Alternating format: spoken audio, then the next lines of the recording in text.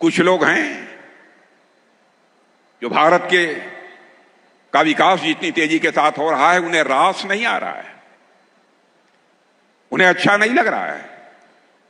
सबके बास तो हम हैं, भारत कैसे इतनी तेजी के साथ बढ़ रहा है।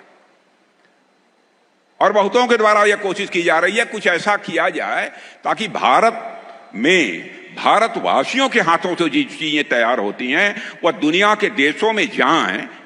तो उन देशों में बनने वाली चीजों से वह महंगी हो जाएं, ताकि भारत की धरती पर भारतवासियों के हाथों से बनी हुई चीजें जब महंगी हो जाएंगी तो दुनिया के दोस्त लोग उसे नहीं खरीदेंगे। यह कोशिश की जा रही है। लेकिन बहनों भाइयों, भारत जितनी तेजी के साथ आगे बढ़ रहा है, मैं पूरे विश्वास के साथ कहता हूं कि भारत को अब दुनिया की कोई ताकत विश्व की एक बड़ी शक्ति बनने से रोक नहीं सकती है। जहां तक रक्षा क्षेत्र का प्रश्न है,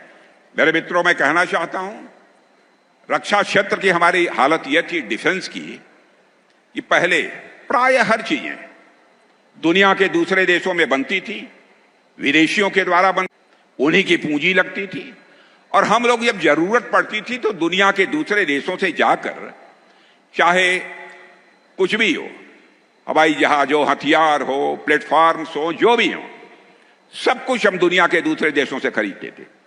लेकिन आज मैं आपको जानकारी देने के लिए आया हूं बहनों भाइयों, अब हम इनमें से बहुत सारी चीजें न केवल भारत की धरती पर बना रहे हैं, न केवल भारतवासियों के हाथों से बना रहे हैं, न केवल हम अपनी आवश्यकताओं को पूरा कर रहे हैं,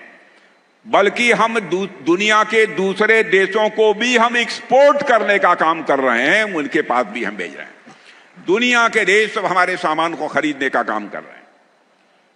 जब मोदी जी पहली बार 2014 में प्रधानमंत्री बने थे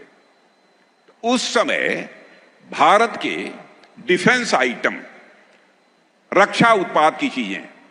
दुनिया के देशों को केवल 600 करोड़ रुपए की एक्सपोर्ट होती थी, माने जो दुनिया के दूसरे देशों के लोग खरीदते थे।